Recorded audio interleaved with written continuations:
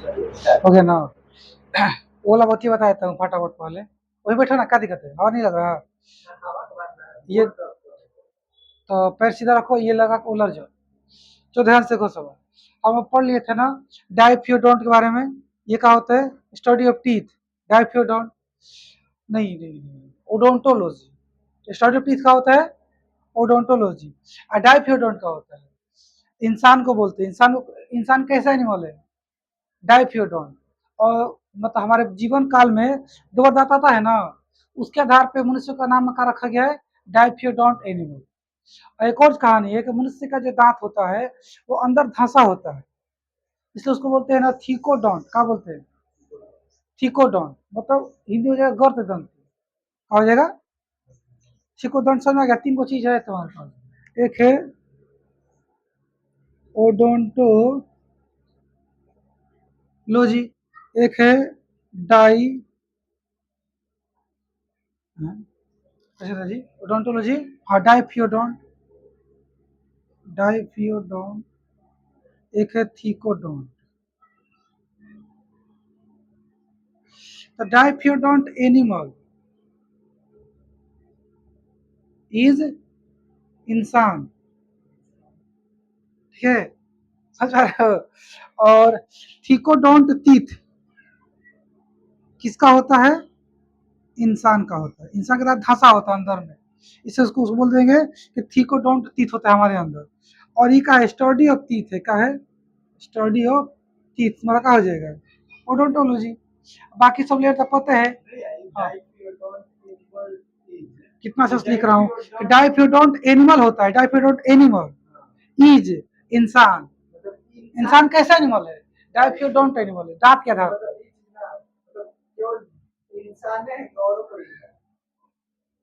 ऐसा ऐसा जानवर जिसके जीवन में दो बार दांत आता है, टूटा आता है, उस सबको हम लोग कहेंगे डाइफियोडोंट एनिमल। अब पता लगा किसका किसका जीवन में दोबारा आता है जाता है। इंसान को मुझे पता है, मैंने बता दिया। हालांकि इसका भी बारे में पढ़ना ही था, ज्यादा नहीं पढ़ना है। अब थीकोडोंट की कहानी क्या है? थीकोडोंट टीथ मतलब जो धस गया है दांत, और धसा हुआ है ना। एक और होता है जैसे कि हमारा जो दांत है, सबका स्ट्रक्चर और सबका साइज एक जैसा है नहीं है। तो जिसका सबका एक जैसा होता है उसको बोलते हैं होमोडोंट। क्या बोलते हैं? जिससे कभी मछली का दांत देखे हो, एकदम सब दांत एक बराबर और एक जैसा होता है, उसको क्या बोलते हैं? होमोडोंट। ठीक है। और जिसका एक जैसा नहीं रहेगा उसको होमोडोंट नहीं कहेंगे, तो क्या कहेंगे? उसको कौन बताइएगा? आप लोग होमवर्क रहेगा। ठीक है, चलिए। जिसका जैसे इंसान का दांत different type, different shape, size वगैरह रहता है ना, उसको क्या कहते हैं? मिल गया क्या? सही। चलो यहाँ तक हो गया दांत का कहानी खत्म। तो सबसे फर्स्ट लेयर का होता है दांत का? इनामेल। और क्या बोलते हैं उसके बाद लेयर कौन सा होता है? डेंटाइन। ओम नहीं बोला, याद नहीं किया क्या? तो डेंटाइन के बाद पल्प। पल्प के बाद पल्प के बाद नर्व। नर्व किसको दिक्कत है? तो दांत कितने टाइप का होता है? चार टाइप का। कौन कौन, जल्दी बोल दो। Inner, incisor, molar. सबका डिजाइन जगह पता है ना, और नंबर वगैरह सब कुछ। चलो ठीक है। हम लोग कल जब पढ़ रहे थे न्यूट्रिशन इन ह्यूमन बॉडी, तो सब कुछ पढ़ लिए थे, एक छूट गया था बीच में, पैनक्रियाज छूट गया था। हाँ, लीवर। लीवर तो मैंने बताया था कि बताऊंगा अलग से, फिर भी बता दिया था। लीवर हम लोग का सबसे लार्जेस्ट इंटरनल ऑर्गन है। प्लस में लीवर का दो पार्ट होता है। तो से लिख ही देता हूँ। हालांकि ये सब ग्लैंड पढ़ाऊंगा ना, ग्लैंड तो जी डिटेल पढ़ाने वाला हूँ। तुम वो भी पूछ रहे तो क्या कर। चलो, पहली बात ये तुम्हारा क्या है? लीवर है। हिंदी में बोलते हैं इसको यकृत। क्या बोलते हैं? यकृत। इसका दो पार्ट होता है। ठीक है, मैं कुछ ऐसे कर दे रहा हूँ। हो गया। एक पार्ट ये है, सेकेंड पार्ट का हो गया ये। एक पार्ट होता है छोटा, एक पार्ट होता है बड़ा, और दो पार्ट डिवाइड होता है। अच्छा, तुम मांसाहारी हो? मांस खाते हो? कहीं मार्केट में खरीदने गए हो मीट? तो कलेजी जानते हो? कलेजी देखो, कलेजी कैसा रंग का होता है? रेड टाइप का होता है, अजीब टाइप का ना। उसी को बोलते हैं लीवर। कलेजा होता है इसी नॉर्मल भाषा में, साइंस में क्या बोलते हैं लीवर। कलेजी भी कहा जाता है, कलेजी करेजा, तुम्हारा कलेजा निकाल लेंगे, समझ रहे हो, मतलब लीवर निकाल लेंगे, ये कहानी है, उसी की बात हो रही है। तो खाए हो कभी, इससे विटामिन ए ज्यादा रहता है, ठीक है ना। और डॉक्टर सलाह देता है इससे विटामिन ए कमी होती है कि मांसाहारी है अगर तो लीवर खाइए किसी एनिमल का, है ना, बकरा बकरी हेन वगैरह खाते रहिए। दो पार्ट हो गया, प्लस में इसका नाम है लीवर, और ये जो है हमारे बॉडी का सबसे लार्जेस्ट इंटरनल ऑर्गन भी है, ठीक। दूसरा कहानी क्या है, ये सबसे लार्जेस्ट ग्लैंड भी है, क्या है, ग्लैंड है। ये क्या बनाता है, तो ये बनाता है आपका बाइल जूस, क्या बनाता है, बाइल जूस। ये क्या है आपका, गॉल ब्लैडर, समझे, फोटो बना के शॉर्ट नोट में बना लेना था कि याद करने में आसानी होगी। और गॉल ब्लैडर के अंदर क्या भरा रहता है, बाइल जूस, सही जा रहा हूँ, सही जा रहा हूँ, समाज जूस सही है ना। और क्या पढ़ना है तुमको कि ये जो आपका लीवर है हेपेटिक सेल का बना होता है, हेपेटिक सेल से बना होता है। हेपेटिक सेल में एच है, ठीक है ना। हेपेटिक सेल के पास रीजनरेशन करने की क्या होती है, पावर होती है। यानी कि तुम क्या काम करोगे कि किसी का इतना थोड़ा सा लीवर काट देगा, काट दिया तुम ऐसे, ऐसे काट दिए तो कुछ समय के बाद ये फिर से वापस ठीक हो जाएगा अपना ये, जैसे, हाँ वो सब अलग बात है, बताएंगे क्या होता है, काट के दान दिया जाता है किसी को, लीवर किसी का नहीं है उसको दे देंगे ताकि उसका लीवर आ जाए, वो सब डॉक्टर बनना है, और तुमको हम बता दिए। लीवर दान करते समय क्या करते हैं, काट के दान कर देते हैं। दूसरी कहानी क्या है कि, अच्छा छोड़ो ना, दान करते हैं लीवर काट के। तो हेपेटिक सेल का क्या बना होता है, जैसे कोई पूछेगा कि किडनी किस सेल का बना होता है, नेफ्रॉन का, किसका, सारे ऑर्गन का सेल अलग अलग होता है। किडनी का सेल है नेफ्रॉन, लीवर का है हेपेटिक सेल, ब्रेन का दुगो होता है, न्यूरॉन सेल, गिलियल सेल, आंख का होता है ऑप्टिक नर्व, सब कुछ सब अलग अलग होता है। आज जो हार्ट होता है उसका सेल होता है कार्डियक, पढ़ना है, हाँ। तो जिसमें जाऊंगा उससे बताऊंगा ना, अभी लीवर पे हूँ तो लीवर बता रहा हूँ, किडनी में जाऊंगा तो किडनी के बारे में बताऊंगा, ठीक है ना। चलो, तो हेपेटिक सेल से बनता है। और दूसरी कहानी क्या है कि हेपेटिक सेल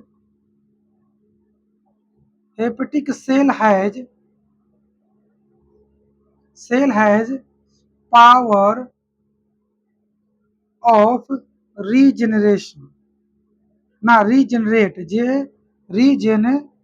जेनरेट, जैसे छिपकली है ना, उसका पूछवा काटे देना तो कुछ समय फिर से उसका पूछवा आ जाता है, वैसे ही ये आपको काट दो तो फिर से क्या हो जाएगा, ये आ जाएगा। दूसरा कहानी क्या है कि हेपेटिक्स हमारे बॉडी, नहीं सॉरी, लीवर हमारे बॉडी में करता क्या है, तो सबसे ज्यादा काम किसके पास है, लीवर के पास। हमारे बॉडी के अंदर जितने भी ऑर्गन है सबका अपना अपना काम है, लेकिन सबसे ज्यादा वर्कलोड किसके ऊपर होता है, ये बॉस है सबका, हालांकि बॉस नहीं कहा जाता है इसको, लेकिन फिर भी बताएंगे बॉस किससे कहते हो, ब्रेन में होता है, इसको बोलते हैं मास्टर ग्लैंड, उसका नाम है मास्टर ग्लैंड, ठीक है, पिट्यूटरी ग्लैंड, मास्टर ग्लैंड, उसे छोड़ो, ब्रेन में चैप्टर पढ़ाएंगे। यहाँ देखो ये कितना काम करता है, तो लगभग 1000 प्लस, 1000 प्लस से ज्यादा वर्क करता है ये,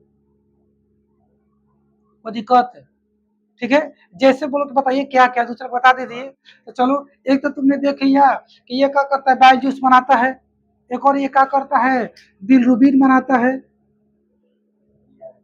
बिलरुबिन बनाता है, और क्या बनाता है भैया, नहीं वो बना, दो चीज बना दिया, और क्या बनाता होगा, पता नहीं क्या बनाता है, लेकिन एक और काम बताते हैं इसका, ये जो आप कोई भी चीज की पॉइजन खा लेंगे ना, पॉइजन, उससे हमें क्या करता है, प्रोटेक्ट करता है, हाँ। कोई भी आप जहर खा लिए या जहरीला कोई सामान खा लिए, चाहे डायरेक्ट जहर खाया नहीं खा लिए, तो उस जहर से लड़ने के लिए फाइट कौन करता है, लीवर। हमारे बॉडी में जहर से लड़ने के लिए दो तीन चीजें, सुनते रहो, सुनते रहो। हमारे शरीर में, इंसान के अंदर जहर से लड़ने के लिए सिर्फ लीवर नहीं है, और भी बहुत सारी चीजें हैं। सेल भी लड़ता है, लीवर भी लड़ता है, डब्ल्यूबीसी भी लड़ता है, एंटीबॉडी भी लड़ता है ना। लेकिन अभी बात किसकी हो रही है? इसलिए मैं बात किसकी कर रहा हूँ? लीवर का। ये पॉइजन के अगेंस्ट में काम करता है। जैसे मान लो कोई आदमी मर गया और पुलिस आया उसको घर पे कि कैसे मर गया ये अचानक से, तो पता चला कि भैया इसको नेचुरल डेथ नहीं हुआ है, उसका पोस्टमार्टम किया जाएगा।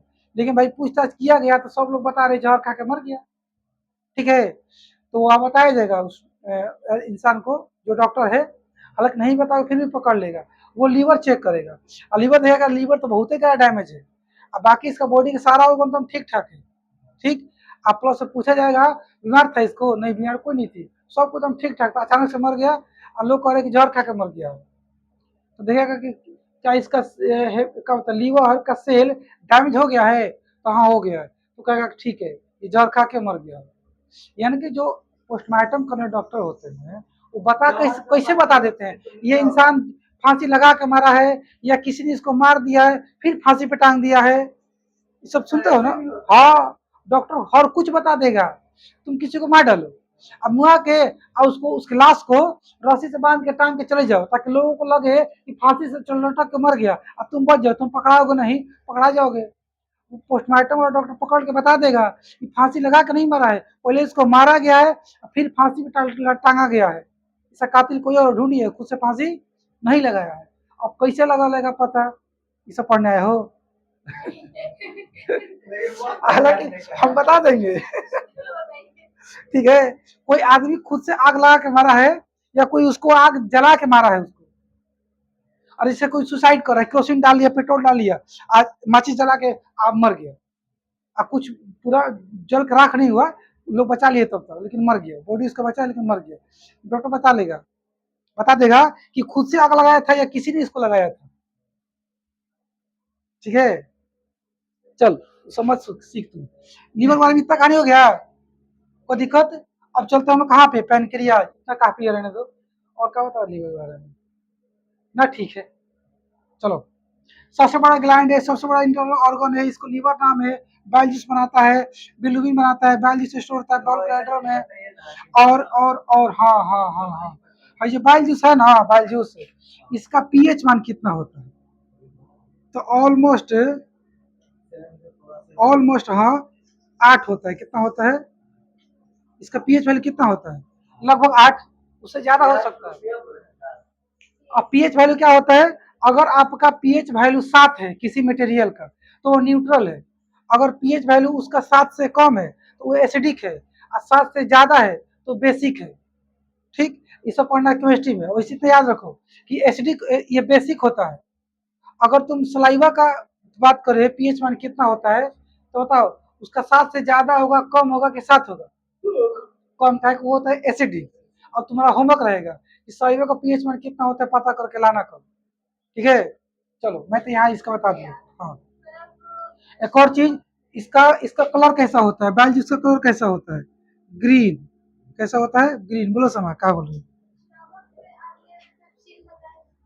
रेनिन और पेप्सिन। हाँ भैया, ये भी चलता है, स्किन को डैमेज करता है अगर क्रैक पड़ेगा तो? ना, ऐसा कुछ नहीं, ग्रीन वाला से कोई खा भी नहीं।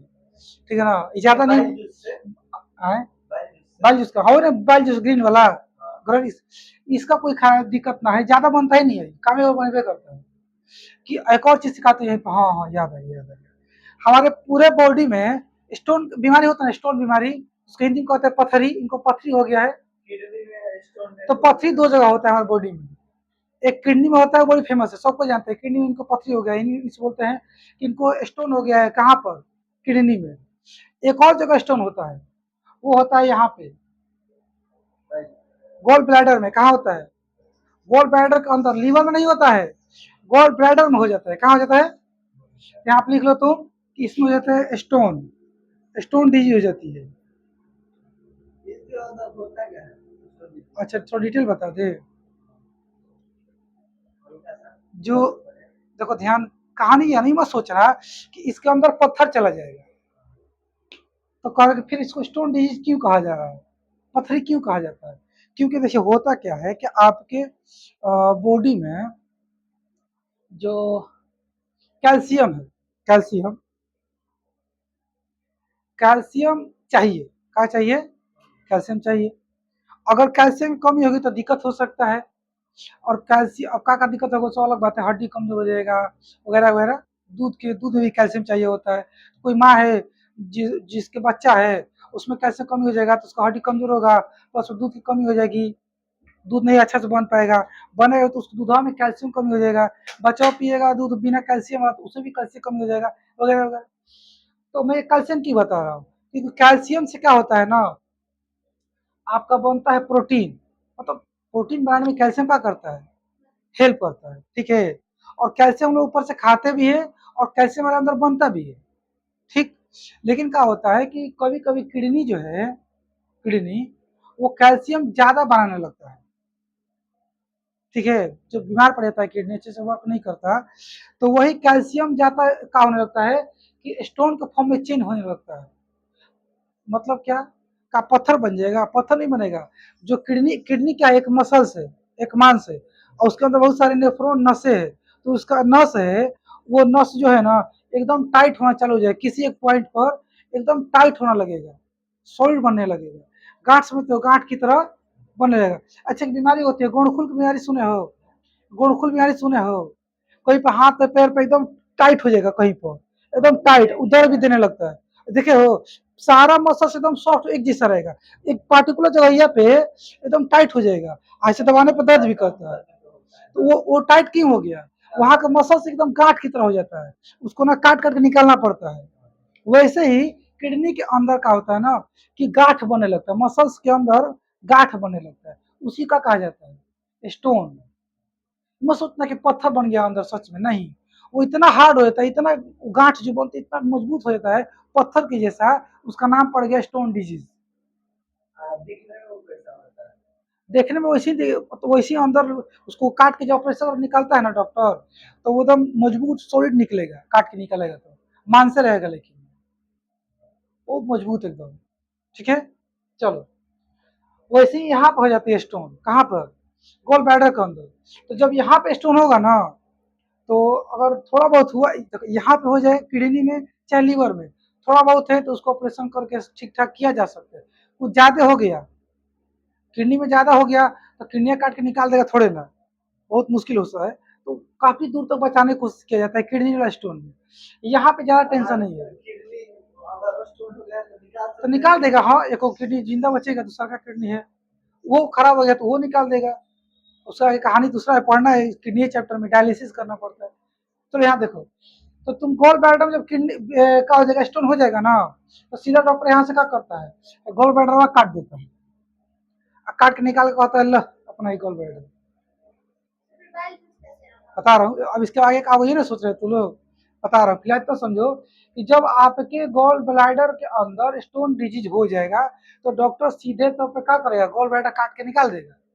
अब बताओ कि लीवर के अंदर क्या बनता है, बाइल जूस बन के स्टोर होता है गोल ब्लैडर में। स्टोर करने वाला थैलिए गायब है, टंकी गायब है, तो कहाँ स्टोर होगा? नहीं स्टोर होगा ना, स्टोर होगा जी। तो होता क्या है, यहाँ से बनता है बाइल जूस। अब बनने के बाद ये हाई पाइप का है, ये बाइल डक्ट है, इसके द्वारा से निकल के इसमें आके भर जाता था, पर ये तो है ही नहीं है, ये तो गायब हो गया है, ऐसे तो है ही नहीं है, तो स्टोर नहीं होगा, सीधा यहाँ से निकलेगा और स्मॉल इंटेस्टाइन में मिक्स हो जाएगा। यही पर ऐसे कल नहीं बताया फोटो बना के ऐसे जुड़ा होता है। हाँ वही खाना में, तो जो पेट में से निकल के काइम जो था ना खाना, वो स्मॉल इंटेस्टाइन में जा रहा था।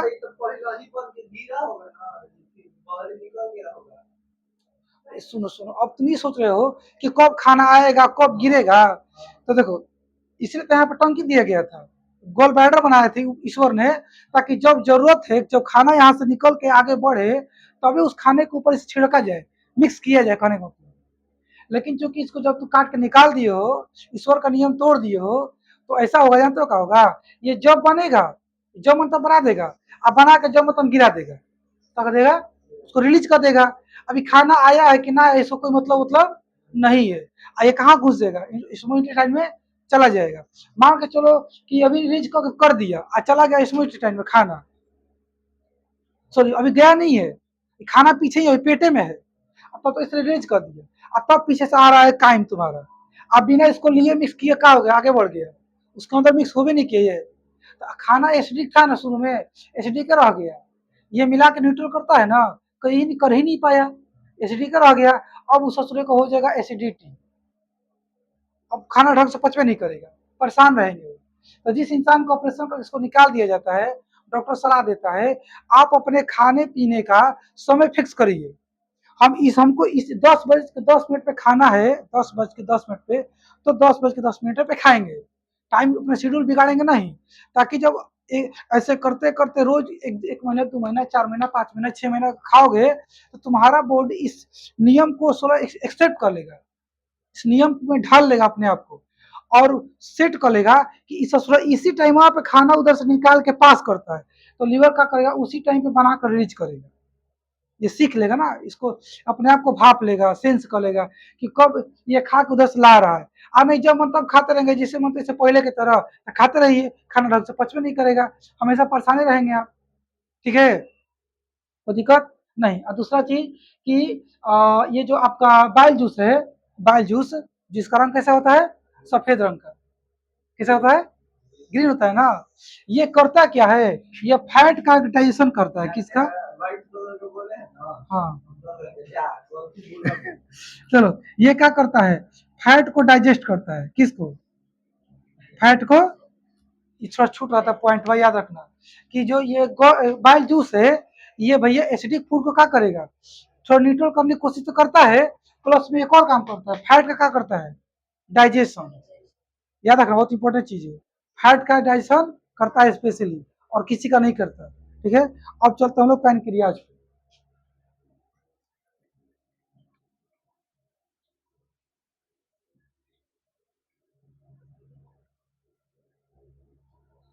तो पैनक्रियाज का सबसे पहली बात अगर बात करें ना, अच्छा लीवर का वजन बताना भूल गए, लगभग 1.5 kg होता है, लीवर का वजन कितना होता है, लगभग 1.5 kg। अब कलर नहीं बताया, कलर होता है डार्क ब्राउन, क्या कह सकते हैं सर उसको, क्या लिखा है, कलर उसमें लिखा होगा, देख ले, ना पूछता है, देख लीजिएगा। अब चलो ये पैनक्रियाज बता देता हूँ।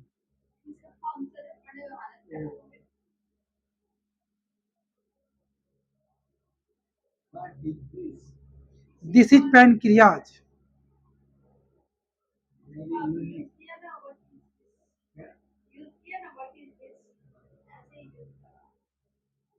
ठीक है, हो इसका स्ट्रक्चर बता दो तो,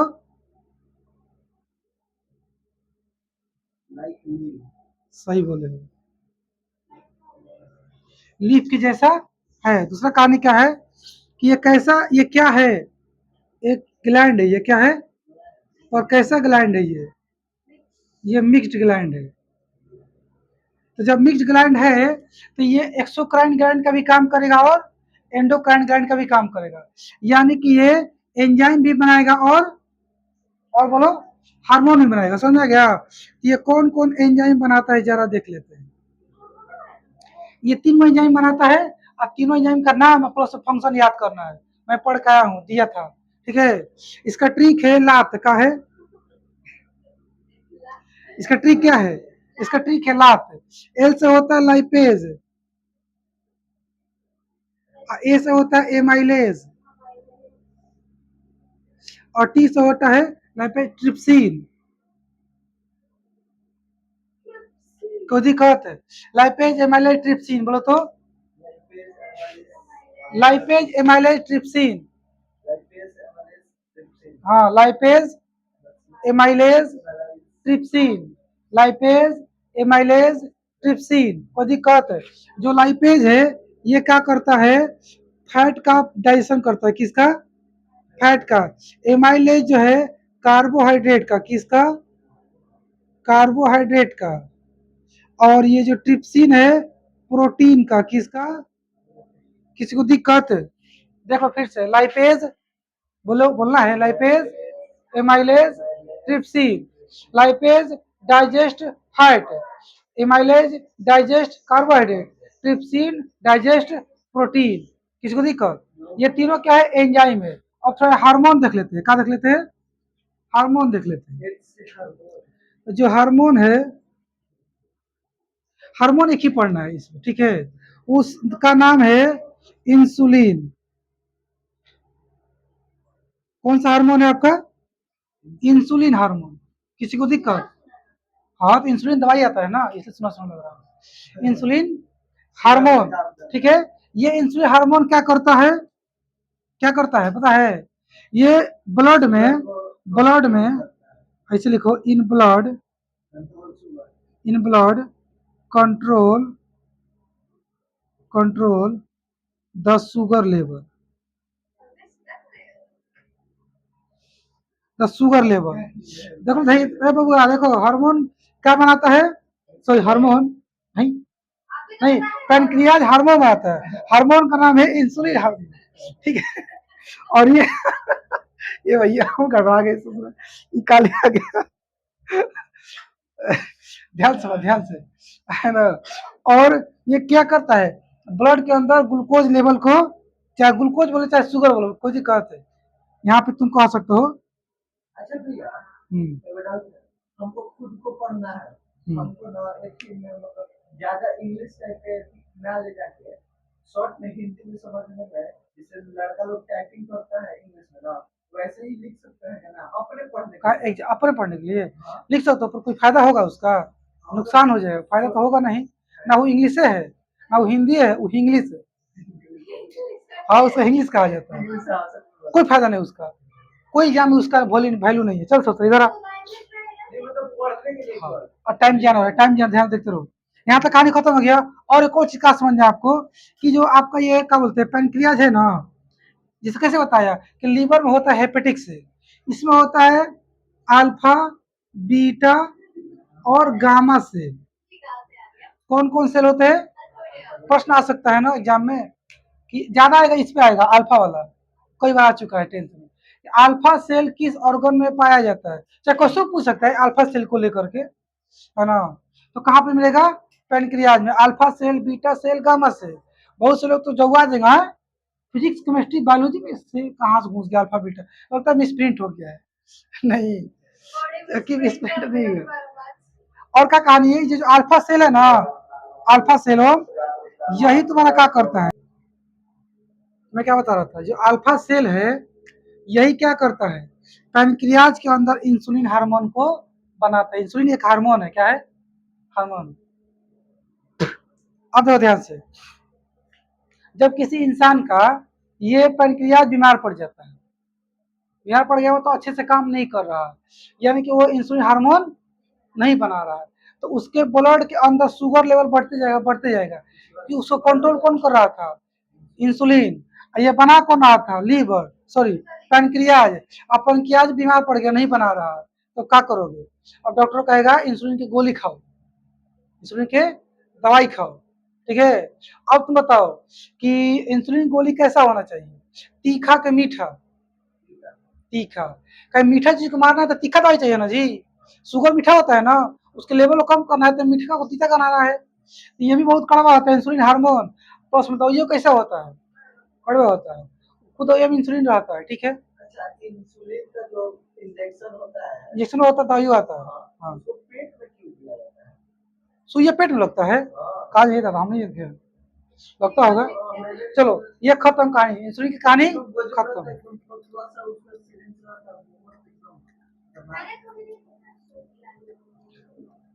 बहुत हाई लेवल हो जाए शुगर तो देता होगा, दवाई से काम चलता है। अब तुमको क्या पढ़ना है? एटीपी और क्या पढ़ना है? एडीपी।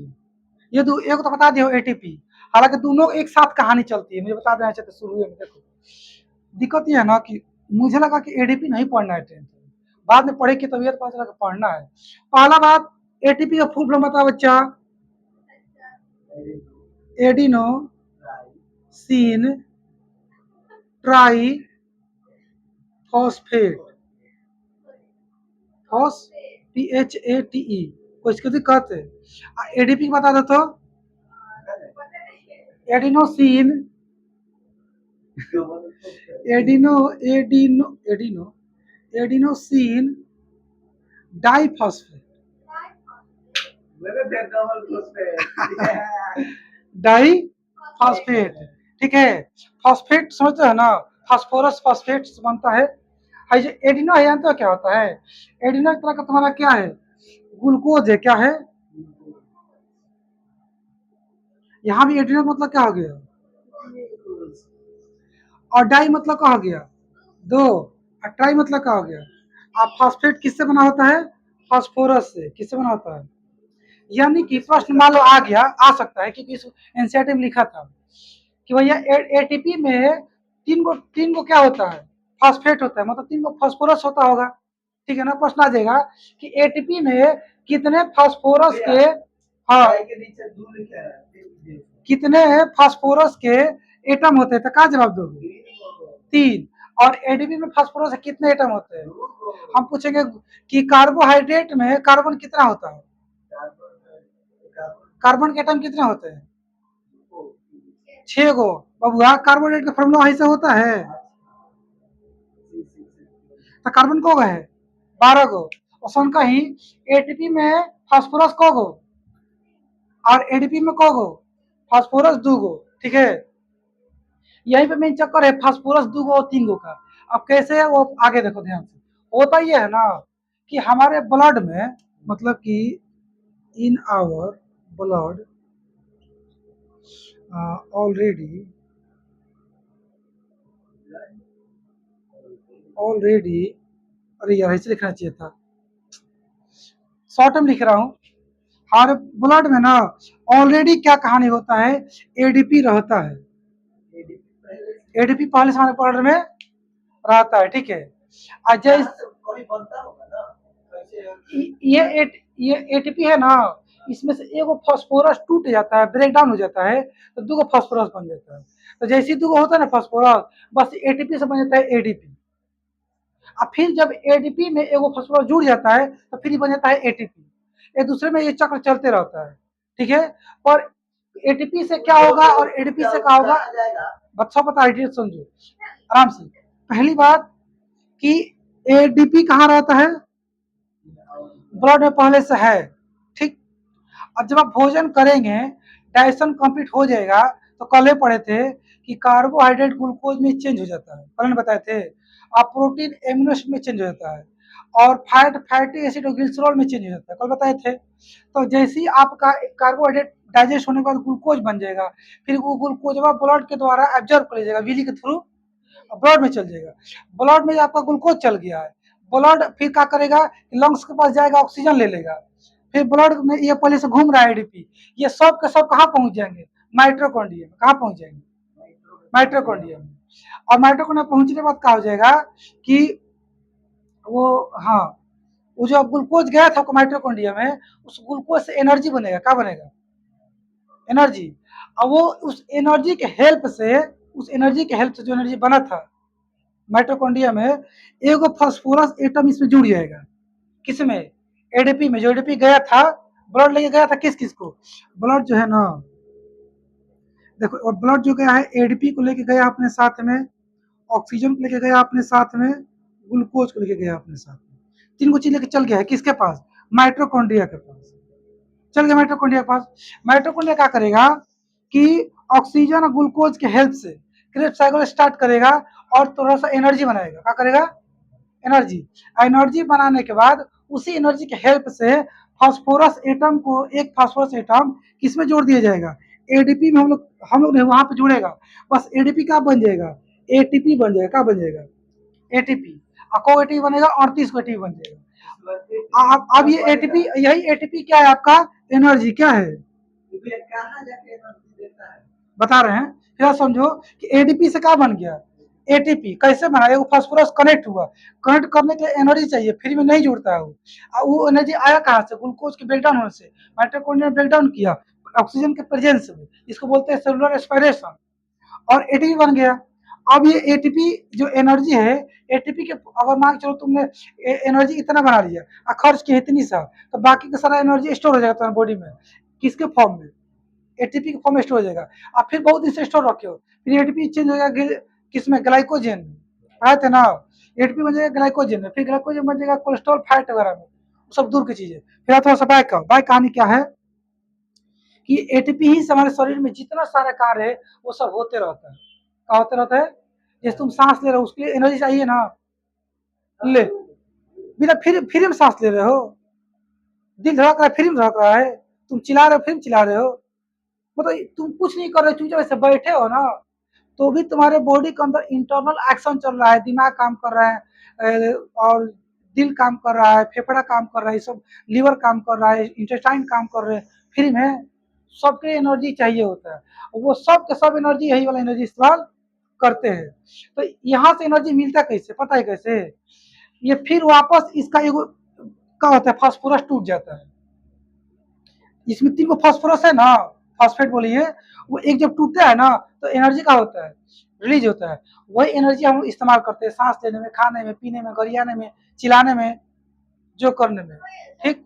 अब फिर ये एटीपी से क्या हो गया, ये क्या बन गया, एटीपी बन गया, क्या बन गया, अब फिर ब्लड में जाकर घूमेगा ये, ठीक है, इसे बता था पहले से ब्लड में ये था, अब फिर से वही प्रोसेस एटीपी बन जाएगा, केवल हाँ एक ही फास्फोरस टूटता है जुड़ता है, तो सवाल ये आएगा ना एग्जाम में कि ये एडीपी एटीपी एक साइकिल होता है, एडीपी से बनेगा एटीपी, एटीपी से फिर बन जाएगा एडीपी, एटीपी एडीपी ऐसे होते रहता है।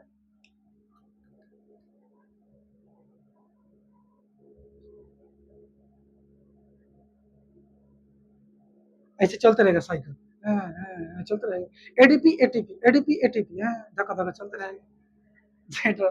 समझ रहे हो, सवाल ये आता है ना कि किसमें ज्यादा एनर्जी होता है, एनर्जी दोनों में होता है, एटीपी में भी होता है और एडीपी में, इसमें एनर्जी हाई, इसमें एनर्जी लो होता है। और का कहानी है कि भैया एटीपी एनर्जी कैसे देता है, फास्फोरस को जोड़ के कि फास्फोरस को तोड़ के, हाँ एडीपी जोड़ के, यानी कि जब एटीपी में से, ऐसे आ जाओ, एटीपी जब, एटीपी क्या करता है, अपना एक फास्फोरस को क्या करता है, तोड़ देता है, ब्रेक करता है,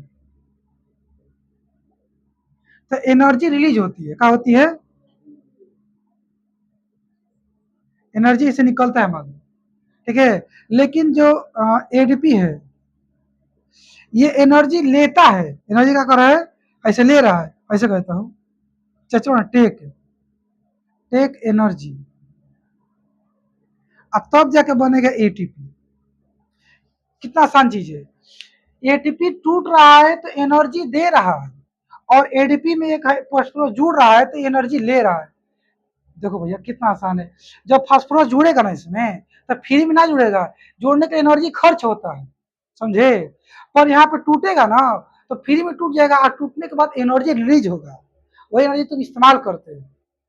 आई थिंक अब समझ में आ गया, ये एडीपी एटीपी का चक्कर समझ में आ गया, साइकिल का कहानी है, मिटा दूं, तुम लोग लिख लोगे, शॉर्ट नोट बना लोगे अच्छे से ना, उम्मीद बना ही लोगे। अब तुम लोग चलो रेस्पायरेशन में, कहाँ चलते हैं,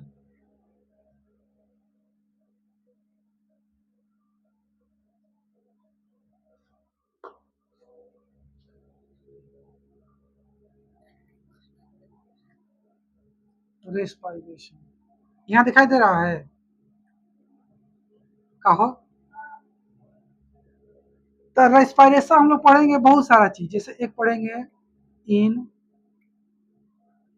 वुमेन बीइंग, फिर किसमें पढ़ेंगे, इन इंसेक्ट और इन एक्वेटिक एनिमल, एक किसमें पढ़ेंगे समा, ऐसा एनिमल जो धरती पर आता है, जमीन पर आता है, उसको क्या बोलते हैं, आए तो देहाती वाला भाषा बोल रही है। अब कहा देगा वाटर एनिमल, पानी में रहने वाला जानवर को कहेंगे वाटर एनिमल, ये कौन सी बात है, उसको एक्वेटिक कहते हैं ना, मैं थोड़ा सा लिख लाया हूँ, उसका नाम हुआ टेरेस्ट्रियल कुछ करके होता है,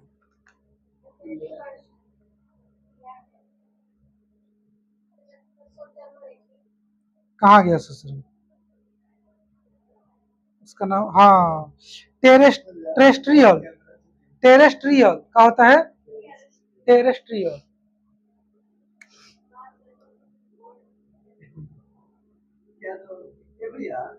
अगली बार के से बोर्ड हम लोग का अपना नोट्स ले जाने देगा, मैं पगला दिख रहा हूँ तुमको, तो ध्यान से देखो यहाँ पर ही। तो सबके बारे में पढ़ना है, ठीक है। कोई दिक्कत किसी को नहीं ना। तो शुरुआत कहाँ से करते हैं?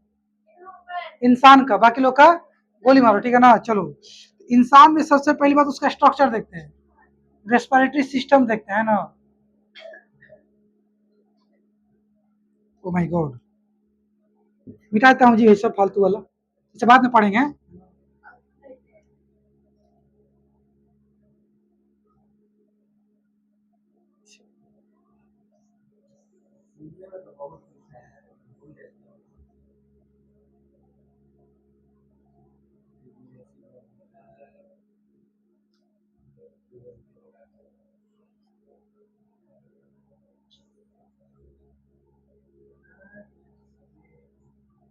समय, इसका फोटो निकालो तो जरा।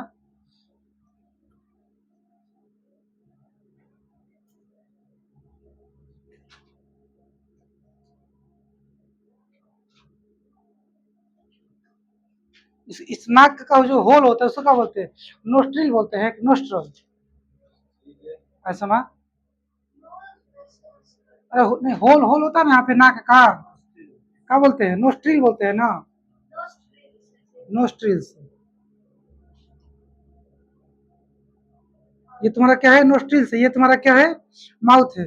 और तुम यहाँ पे देखो ध्यान से कि दोनों का एक कॉमन प्लेस है। देखो यहाँ से क्या जाएगा? फूड। यहाँ से क्या जाएगा? एयर। कहा जाएगा? वही सब बताने, यही बताएंगे, तुरंत देखते रहो। यहाँ से कहा जा रहा है तुम्हारा एयर, कहा जा रहा है ओम, देखते रहो। यहाँ से कहा जा रहा, लेकिन आगे देखो तो यहाँ पे क्या है? यहाँ पे एक ही रास्ता है ना, हवा जाने, एयर जाने के लिए अलग रास्ता था और भोजन जाने के लिए अलग रास्ता था। यहाँ पे एक ही रास्ता हो गया, ठीक। तो यहाँ से क्या होता है ना कि दो रास्ते बनते हैं, फिर इसके बाद क्या होता है? दो रास्ते बनते हैं, ऐसे करके क्या हो जाता है? दो रास्ते बनता है। ये वाला रास्ता तुम्हारा हो जाएगा कुछ यूं इस तरह से करके, ठीक है। ये कैसा होगा? और ये जो आगे चल करके क्या हो जाएगा?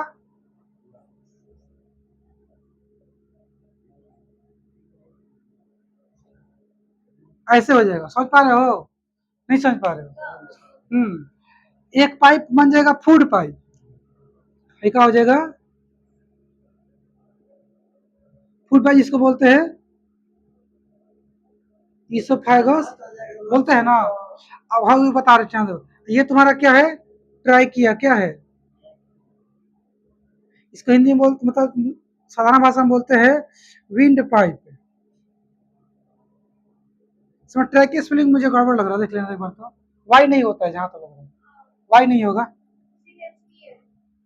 CHEA। ट्राई किया, ठीक है। तो ध्यान से ओ, तो ये वाला पाइप क्या है? हवा वाला, इसमें हवा घुसेगा, इसका नाम क्या है? ट्राई किया, चाहे बोल सकते हो विंड पाइप। ये वाला पाइप भोजन जाएगा पेट में, इसे फूड पाइप बोलो चाहे इसोफेगस बोलो, कोई दिक्कत है? यहाँ तुम क्या कर रहे हो? देख रहे हो एक कॉमन प्लेस है, ये वो ऐसा जगह है, ये वाला, जहां से तुम्हारा भोजन भी जा रहा है और यहाँ पे तुम्हारा क्या आ रहा है? एयर भी आ रहा है। तो सोचो जरा कि यहाँ से इस रास्ता खुला है, जैसे मान से भोजन जा रहा है, तो इधर हिल जाएगा, इधर हिल सकता है कि नहीं? चल जाएगा। सांस ले रहे हो, जाना चाहिए तो इधर एयर को चल जाएगा, इधर चाहे दोनों तरफ चल जा सकता है।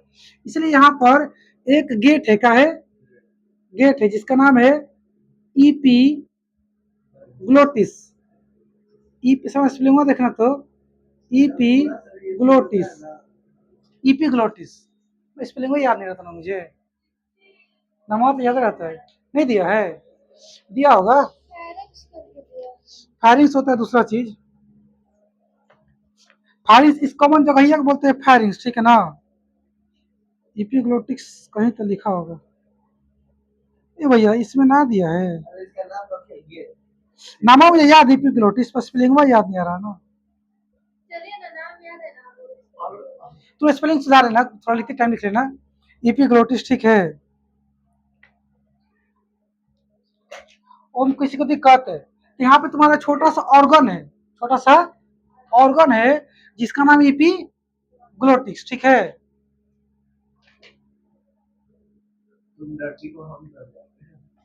लेकिन यहाँ पे जो कॉमन जगह यह है, कॉमन जगह यह, इसको बोलते हैं लैरिंग्स। क्या बोलते हैं? यही ना है जी, लैरिंग्स। फारिंग्स है। ये होता है फैरिंग्स। फैरिंग्स में कैसे है? PHY, देखो तो, PHARY होगा, NX, फैरिंग्स। और देखो ध्यान से, फाइनेंस समझ में आ गया? फाइनेंस क्या है? वो कॉमन जगह है जहां पर हवा भी आता है और खाना भी आता है। दोनों जहां पे आते हैं ना, उस कॉमन एरिया का बोलते हैं फायरिंग। और उसी कॉमन एरिया पे एक ऑर्गन है, इसका नाम एपिग्लोटिक्स। ये क्या करता है?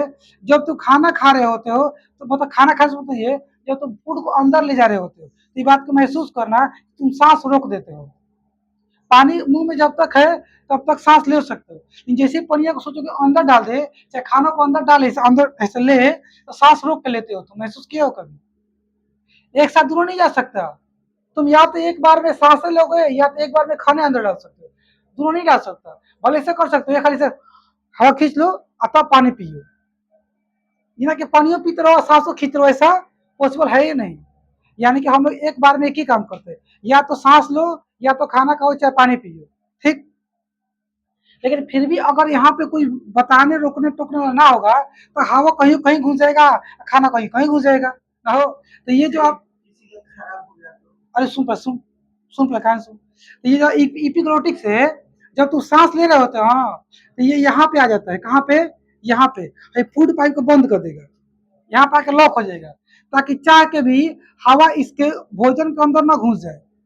हवा कहाँ जाना चाहिए? एयर, लंग्स के अंदर। और जब तुम सांस नहीं ले रहे होते हो, खाना खाते हो, तो यहाँ से ये ऐसे लॉक कर देगा, और यहाँ से भोजन चल जाएगा। क्या हो जाएगा? भोजन। भोजन इसके अंदर नहीं जाएगा। लेकिन तब सड़कता कैसे है? होता क्या है ना, ये सारा कंट्रोल दिमाग से होता है। ये इपिग्लोटिस जो है, अपने मन से इधर उधर नहीं करता, ये ब्रेन के ऑर्डर से करता है। लेकिन जब तुम खाना खाते खाते बतियाओगे ना, बतिया रहे हो, प्लस में सोच भी रहे हो, बहुत बुरा बुरा गंदा गंदा है ना किसी के बारे में, हमको ऐसे कैसे कर दिया, ये वो का उल्टा पुल्टा सोच भी रहे तुम। यानी कि तुम खाना खाने के साथ साथ दिमाग को कहीं और बिजी कर दिया। क्या कर दिया? दिमाग को कहीं और बिजी कर दिया। तो दिमाग इतना ज्यादा उधर बिजी हो जाता है ना, कि यहाँ ध्यान नहीं दे पाता। तुमको खाना जब तुम अंदर डाल रहे हो, तो इपिग्लोटिस यहाँ रहना चाहिए था, क्या, ताकि खाना इधर फेफड़े में ना घुस जाए। लेकिन ये भूल जाता है कि मुझे करना क्या है। ये भी यहीं पे बीच में रुका रहता है, सही चुपचाप। ले, ऑर्डर नहीं किया ना दिमाग से। सुनते रहो, सुनते रहो। तो क्या होता है कि खाना जाना चाहिए था फूड पाइप में। अब फूड पाइप में जाता है तो चाहे पूरा ज्यादा कतनो कह लो, कहाँ हिल गया तनी सा, लंग्स के अंदर घुस गया। जैसे ही अंदर जाता है ना लंग्स के अंदर, लंग्स के अंदर, फेफड़ा के अंदर, सिर्फ और सिर्फ ये किसके लिए बनाया गया है? एयर के लिए, सांस लेने के लिए। और इसके अंदर कुछ नहीं जाना चाहिए। कुछ नहीं मतलब कुछ नहीं, धूल कंकड़, यहाँ तक कि कोई खराब परफ्यूम, अच्छा परफ्यूम, कुछ भी नहीं चाहिए। जैसे मान लो कि खुश, सुन सुन, ये लंग्स किसी चीज को एक्सेप्ट नहीं कर सकता। सिर्फ और सिर्फ किसको एक्सेप्ट करता है? एयर को, फ्रेश एयर को। बेकार एयर सूंघोगे ना, तो ये तुम जबरदस्ती करने लगोगे, ये अंदर लेवे नहीं करेगा। ऐसे ऐसे रूम में बंद कर दे तुमको, बहुत धुआं भरा है, बदबू है तेन है, तो खींच नहीं पाओगे तुम। दम लगा खींचने की कोशिश करोगे, ये बाहर निकल देगा, अंदर जाने ही नहीं देगा। कहेगा बहुत हानिकारक चीज है, मैं बीमार पड़ जाऊंगा, अंदर मत डालो। तुमको अगर डालोगे तो मैं मर जाऊंगा, ये कहेगा डाल के मैं मर जाऊंगा। समझ गया? कहानी ये है। तो जैसी तनी से अंदर हिलेगा ना फूड इसके अंदर, भैया ब्रेन से ऑर्डर जाएगा, ई क्या करा है रे, पानी फेंक जल्दी, फेंक दम जल्दी से, फटाक से एकदम। बहुत जोर लगा के हचाक से कोशिश करता है फेंकने की बाहर। जितना इसके अंदर पावर है, पूरा पावर लगा के बाहर फेंकता है, कोई अंदर घुस ना जाए, दिक्कत हो जाएगी। तो वही तो, जब पीस आता है ना, सड़क जाता है। ये सारा काम कैसे होता है? दिमाग बिजी कर देने का। इसलिए लोग कहते हैं खाते टाइम बात नहीं करना चाहिए। क्योंकि बात जब कर रहे हो, तो मान लो पापा बैठे हैं, भैया बैठे हैं, तो सोच सोच के बोलना पड़ेगा ना, कि पापा को अरे नहीं कहना है, अहो कहना है। अरे निकल गया तो इसलिए खाते टाइम बात मत करो, एकदम चुपचाप। खासकर बोलने में ढेर सा दिमाग इस्तेमाल हो रहा है। दिमाग जीभ पर ध्यान देगा, खाने पर ध्यान देगा, सोचने पर ध्यान देगा, कौन सा वर्ड बोलना है कहाँ ध्यान देगा, कैसे लहजे में बोलना है, बहुत बिजी होता है दिमाग। ये भूल जाता है कि एपिग्लोटिक्स को कहाँ रखना है। बस खाना घुसने लगता है कहाँ पर? ट्रैकिया में। और ट्रैकिया में जाता है जैसे ही, तो फेफड़ा कहता है बहरी चल, चल बहरी, वही फेंक देता है ना जी। चलो और क्या बताना है कि ये वाला जो जगहिया है ना, मतलब ये आपका ट्राइकिया है ना, ये ट्राइकिया कहलाता है। क्या कहलाता है? देखा करा होगा। ट्राइकिया का जो स्टार्टिंग पॉइंट है ना, ये यहाँ से यहाँ तक पूरा लंबा ट्राइकिया ही कहलाएगा। और यहाँ से यहाँ तक जो स्टार्टिंग पॉइंट है ना, इसको कहते हैं लायरिंग्स। क्या कहते हैं? लायरिंग्स। इसी को ना दूसरे मतलब थी क्या बोलते हैं, कहाँ लिखूं यार, यहाँ लिखता हूँ कि लायरिंग्स से जो है ना, इसको बोलते हैं वॉइस बॉक्स। का कहा जाता है? लायरिंग्स को ही वॉइस बॉक्स कहा जाता है। सुन पा रहे हो? यानी कि यहीं से कहा आता है आवाज आता है, ध्यान देना। कहाँ से आवाज आता है? या तो लैरिंग्स बोलो चाहे वॉइस बॉक्स बोलो, बात एक ही है। और थोड़ा सा यहाँ पे आ जाओ। हाँ यहीं पे, यही है। बोलते हुए ऐसे ठोको, आवाज गड़बड़ा जाएगा, सही से नहीं निकल पाएगा। उसको डिस्टर्ब कर रहे हो ना, चलो उसके नीचे ठोको। उतना डिस्टर्ब नहीं हो रहा है, यहीं पर ही है वो, इसे डिस्टर्ब हो रहा है, कोई दिक्कत नहीं ना। आगे मस्ती नहीं, मस्ती नहीं। तो लैरिंग्स को हम लोग क्या बोलते हैं? वॉइस बॉक्स बोलते हैं। यहीं से वॉइस बाहर निकलता है। यहाँ तक क्लियर हो गया? अब मैं इसको मिटा के स्पेशली बना रहा हूँ रेस्पिरेटरी सिस्टम, ऐसे हटा रहा हूँ, ऐसा क्वेश्चन वगैरह हटा दूंगा। ठीक है ना समझ? चलो, यहाँ से दो रास्ता था, यहाँ भी दो रास्ता हो गया, और बीच में एक कॉमन रास्ता है। क्या है? नहीं दिख रहा तुम लोग कॉमन रास्ता? उसको बोलते हैं फायरिंग्स, कॉमन रास्ता को। और वहां पे गेट है, गेट को बोलते हैं इपिग्लोटिस। ये क्या करता है? दोनों गेट को खुला बंद करता है, फूड पाइप को, ट्रैकिया को। कब किसकी जरूरत है खुलता है, बंद करता है। और किससे? तो ब्रेन का ऑर्डर आता है, खाते टाइम बतियाओगे तो भूल जाता है उधर क्या करना है, और गड़बड़ा जाता है काम। चलो, एक चीज बताना ही भूल गया कि जो तुम्हारा लंग्स है ना, इसको बोलते हैं पल्मोनरी। क्या बोलते हैं? टेक्निकल लैंग्वेज में लंग्स को पल्मोनरी कहा जाता है, पल्मोनरी।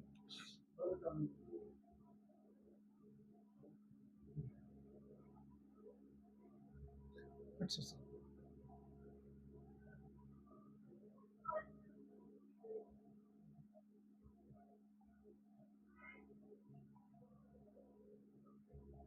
अब देख लो ध्यान से, ये तुम्हारा क्या है? नोस्ट्रिल का है, ये तुम्हारा क्या है? माउथ है। कोई दिक्कत नहीं ना? पर ये बता दो ये क्या है?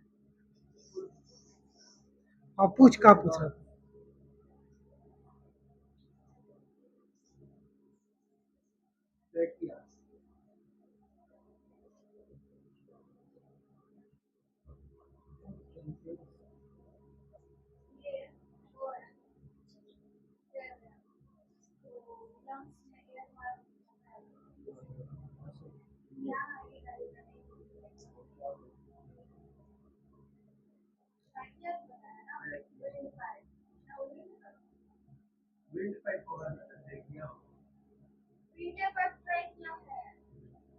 कहाँ रहता है तू ससुरा? ये तुम्हारा क्या है? ट्राइकिया में CHI ना समा? CHE। ये तुम्हारा अब सही है ना हो? ये क्या है तुम्हारा? Wind pipe. विंड पाइप हो गया। और ये क्या है दुगो? ट्राइकिया कितने पार्ट में बट गया? दो पार्ट में। इसको पता है क्या बोलते हैं? इन दोनों को, इसको बोलते हैं ब्रोंकाई। स्पेलिंग देखो तो क्या है ब्रोंकाई का? ऐसे ही क्या ब्रोंकाई का? BRONCHIE, bronchi. ब्रोंकस लिखा है।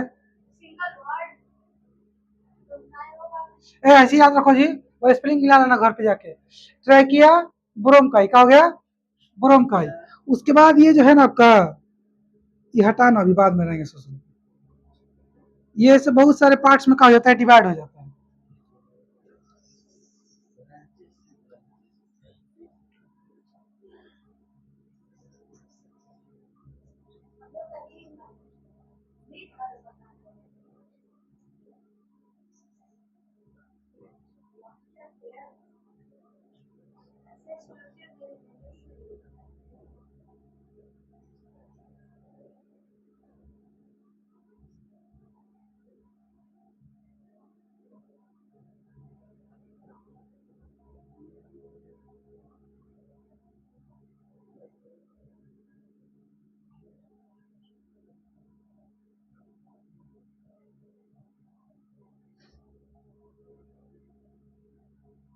ये कौन सा फेफड़ा बन गया जी?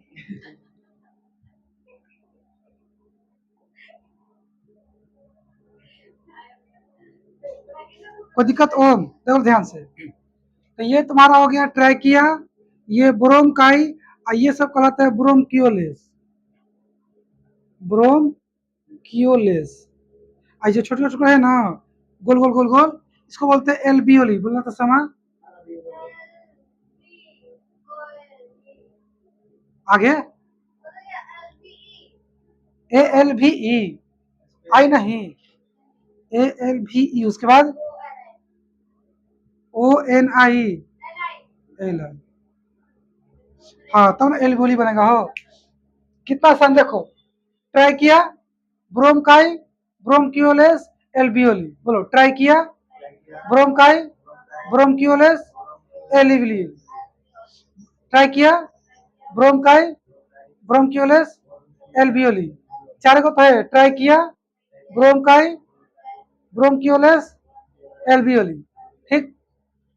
अब तुमको पढ़ना क्या है कि जैसे कि यहाँ से आपको जो ट्राई किया है ना, चाहे विंड पाइप बोल लीजिए, तुमको इसमें दो चीज रहता है। कितना चीज रहता है? दो चीज।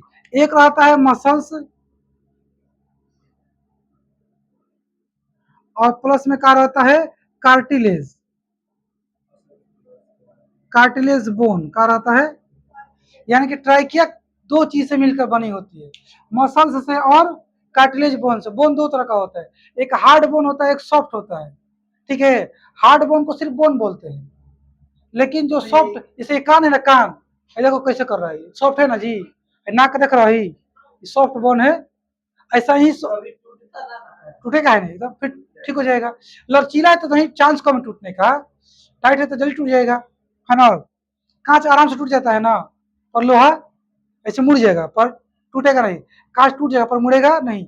तो हार्ड चीज टूट जाता है, मुलायम चीज नहीं टूटता। इसलिए कहा जाता है कि अंदर से सख्त मत बनो, नर्म बनो, नहीं तो टूट जाओगे। समझ रहे हो जी? दिल टूट जाएगा तुम्हारे। आगे आ जाओ। तो कहा देखे कि ये मसल से बना होता है और कार्टिलेज बोन का। यहाँ जैसे ऐसे किया हो ना, यही तुम्हारा क्या है? कार्टिलेज बोन है। अब बाकी ये सब क्या है? मसल से। ठीक। रहा हाइड्रोजन वाइस खींचा हो ना, ये सब कार्टिलेज बोन है। अब बाकी ये सब क्या है तुम्हारे? इसके अंदर मसल से। यहाँ भी वही कहानी है, हाई कार्टिलेज, हाई कार्टिलेज, हथनी से दूर है कार्टिलेज बस। बाकी ये सब क्या है? मसल से। ठीक। कहाँ है बॉक्स? हाई, हाई से बॉक्स, ऐसे बॉक्स है नहीं अंदर में, ऐसे रिंग की तरह है। हाँ हाँ हाँ, रिंग रिंग वाला होता है ना, वही कार्टिलेज है, बाकी सब मसल्स है उसके अंदर। ठीक। और क्या बताना है? ये जो आपका ट्रैकिया है, चाहे फूड पाइप है, ये म्यूकस रिलीज करता है। क्या म्यूकस? म्यूकस बताए थे ना, म्यूकस रिलीज करता है। अब थोड़ा ऊपर चलते हैं, फिर आगे आएंगे। हाई नोज वाला कहानी को और अच्छे से डिटेल समझो। कहानी क्या है ना, कि नोज में होता है दो तीन कुछ चीज। क्या रहता है? दो तीन चीज। पहला एक रहता है आपका हेयर। का होता है?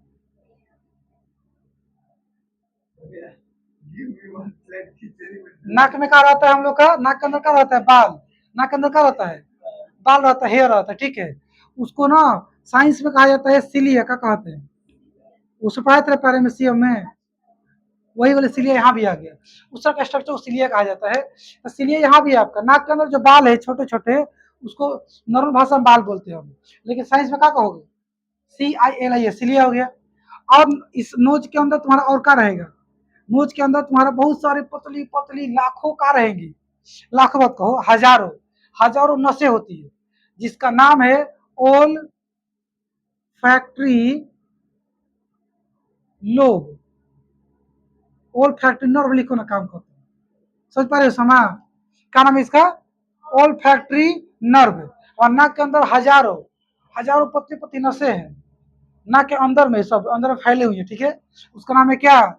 ओल फैक्ट्री नर्व। तो बोलता नहीं है तू लोग? अरे पूरा बोल, olfactory nerves. Hair line structure क्या बोलते हैं? सिलिया। एक और चीज ध्यान देना तुमको, ये तो माउथ हनाटा इसको, कि नोज में तुम्हारा म्यूकस निकलता है। क्या निकलता है? ऐसे सुबह सुबह खींच, थू करते हो नीचे, खींचे हो ना, वो क्या है? म्यूकस है। तो सबका तो चीज बता दिया, अब काम बताता हूँ क्या क्या काम है। तो हेयर जो है, चाहे सिलिया है, इसका काम क्या है कि जब आप सांस ले रहे हैं, वही बताया था लंग्स एकदम प्योर हवा एक्सेप्ट करता है, बाकी नहीं एक्सेप्ट करता। तो इसमें क्या किया गया है ना कि हेयर जैसा स्ट्रक्चर बना दिया गया है, जिससे कि जब तू सांस ले रहे हो उसके एयर एयर के अंदर छोटे छोटे डस्ट पार्टिकल है, इतने छोटे कि दिखते नहीं है। यहाँ पे डस्ट पार्टिकल उड़ रहा है पर दिख रहा है तुमको नहीं, उतना छोटा कि दिख नहीं रहा। वो सारे डस्ट पार्टिकल सांस खींच रहा हो तो अंदर जा रहा है, और उस नाक के अंदर बहुत सारे हेयर निकले हुए हैं, उससे टकरा रहा है। क्या हो रहा है? टकरा रहा है, तो टकरा करके नीचे गिर जाएगा ना गिरेगा हो? नहीं समझ पा रहे? हाँ, टकरा क्या हो जाएगा? नीचे गिर जाएगा। और नीचे वो तुम्हारा होता है म्यूकस। नाक होता है ना, नोज, नोज के अंदर में जो इंटरनल वॉल है, उस इंटरनल वॉल के पूरा चारों तरफ क्या होता है? म्यूकस। उसके इंटरनल वॉल से म्यूकस निकलता है, और जब टकरा के नीचे गिरेगा ना वो धूल कण, डस्ट पार्टिकल उस म्यूकस में चिपक जाएगा। क्या हो जाएगा? चिपक जाएगा, और अंदर कैसा आ जाएगा? फ्रेश हवा जाएगा।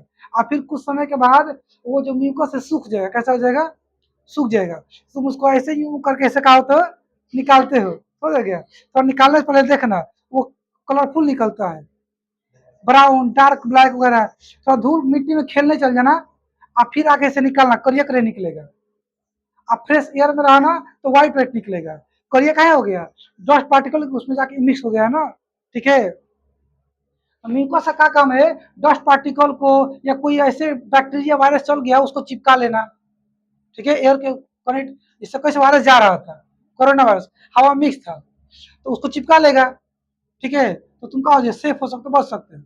और ये तो क्या करते हैं? ऑल फैक्ट्री नर्व, ये तुम्हारा इसी का सेंस करता है। क्या करता है? नोज हम लोग एक सेंस ऑर्गन है ना जी, ये सेंस करता है नोज। काची काची सेंस करता है? खुशबू को, बदबू को, कोई चीज सड़ल है कि फ्रेश है, ताजा है, क्या है? हाँ, इसमें टकरा गिरेगा तो खुद कैच कर लेता है ना। इसमें हेयर है तो टकरा के गिर जाता है, उसको टकरा के गिरा नहीं है, कैच नहीं करना। कैच म्यूकस, हाँ, पर ये जो ओल फैक्ट्री नर्व है, ये उस तरह के चीजों को, स्मेल को क्या करता है? एब्जॉर्ब करता है, खींच लेता है, और खींच करके और यहाँ से अंदर ब्रेन में भेज देता है।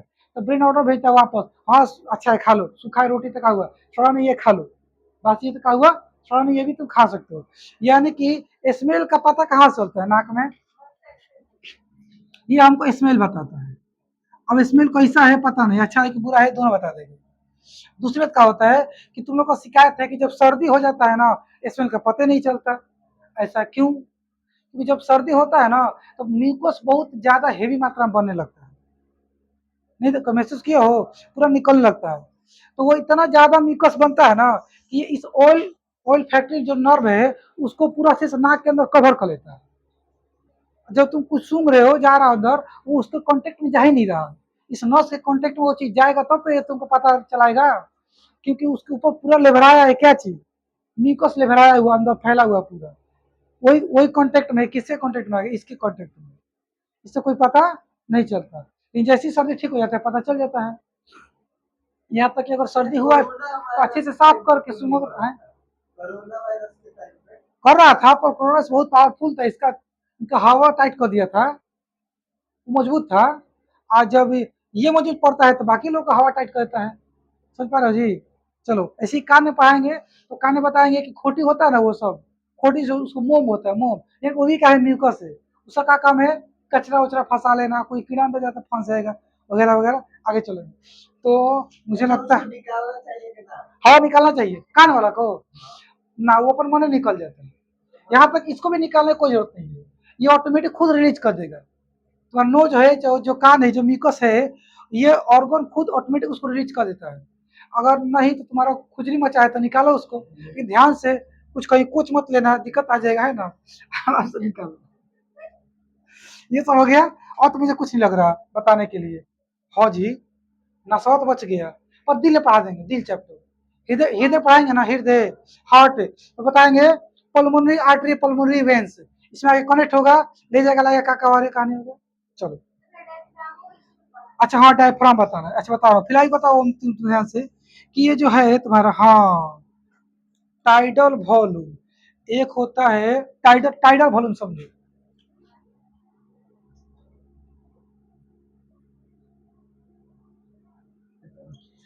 किसी भी इंसान का जो लंग्स है उसका कितना कैपेसिटी है, मैंने कितना अंदर हवा खींच सकता है, एकदम कितना खींच सकता है, वो कहलाएगा टाइडल वैल्यू। तुम्हारे लंग्स का वो क्या है? अरे भैया तुमने हवा खींचा, ठीक, और फिर खींच लिया, और जैसे ही खींच लो को इशारा करेंगे पूरा खींच लिया तो हाँ, बस फटाक से आप कोई चीज पाइप लगा दे, कहेगा छोड़ो, सब छोड़ दिया, छोड़ दिया, अब इसको बंद कर लेंगे और उस हवा को लेकर नापेंगे मशीन पर कि तुमने भाई जितना अंदर लिए तो उतना ही ना छोड़ोगे जी, तो कितना छोड़े तो उतना ही लिए थे, तो तुम मान के चलो कि 100 ग्राम हवा छोड़ दिए, 100 ग्राम लिए थे, तो तुम्हारा लंग्स का टाइडल वैल्यू कितना है? 100 ग्राम नहीं, एमएल में होता है ना, 100 ml है तुम्हारा लंग्स का, नहीं है? तो हर एक इंसान का टाइडल वॉल्यूम कैसा होता है? अलग अलग होता है, ठीक है ना? किसको दिक्कत? अच्छा भैया, हाँ हाँ बताओ, हाँ खींच लिया, आगे बताओ, खींचो मत सच में बताओ, हाँ रोक भी लिया, हाँ उसके बाद अगर एक्स्ट्रा जबरदस्ती हो तो निकालते हैं हवा तो निकलता है, एक बार छोड़ दिए ना उसके बाद भी अगर उसको भी निकालने के लिए हल्का सा खींचते होते, तबे छोड़ते हो मशीन को अच्छे से। एक और इम्पोर्टेंट चीज देखो ध्यान से क्या कहानी है, यह पता बात यह है, जैसे तुम सांस खींचे, एयर लिए और फिर एयर को रिलीज किया, तो क्या 100% बाहर निकालते हैं हम लोग? ऐसा बात नहीं है, थोड़ा सा क्वांटिटी, क्वांटिटी कहो चाहे हाँ क्वांटिटी बोलो, एयर का थोड़ा सा मात्रा लंग्स में हमेशा बचा रहता है। 100% लंग्स कभी भी खाली नहीं रहता, इसमें एयर थोड़ा सा रहता ही है। तो ये टाइडल वॉल्यूम क्या है? जितना कैपेसिटी आपकी वो कहलाता है टाइडल वॉल्यूम, और कितना रहना जरूरी है इसके अंदर, नहीं तो फिर मर सकते हो तुम। 100% खाली करो तो मर जाओगे तुम, खाली कर ही नहीं सकते तुम, तो उसको बोलते हैं, ले क्या बोलते हैं जी, और देख लेता हूँ।